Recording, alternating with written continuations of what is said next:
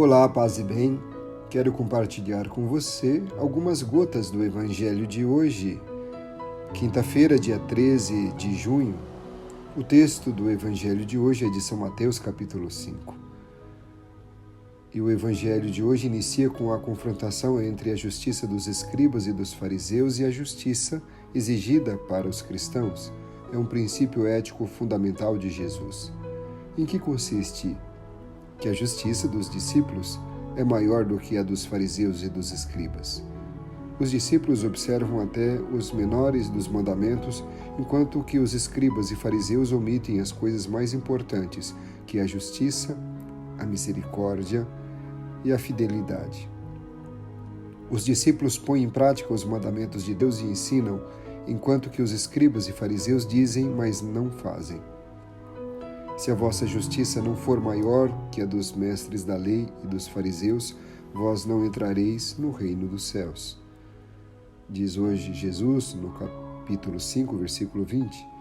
E através desta afirmação, que serve de alerta para quem quiser ser cristão, Jesus quer desenvolver o sentido profundo da lei cristã. Por isso, o olhar se detém primeiramente nos deveres sociais, para passar às obras religiosas. No texto de hoje, Jesus faz sua reflexão sobre o quinto mandamento: não matarás. Esta lei continua válida, porém Jesus propõe uma interpretação mais exigente desta disposição, que abarca não somente as ações ou os atos culpáveis nessa ordem, mas também a raiz de onde brotam essas ações ou esses atos, o sentimento e a interioridade do ser humano. A proibição do homicídio inclui, na nova interpretação de Jesus, a proibição de todo sentimento de ira, de animosidade, maledicência, insulto, desprezo contra o irmão. Para Jesus, a ira e as palavras ofensivas contra o irmão são equiparadas ao homicídio. De fato, antes de matar um adversário inimigo com uma arma, ele o mata ou fere com a palavra que sai do coração.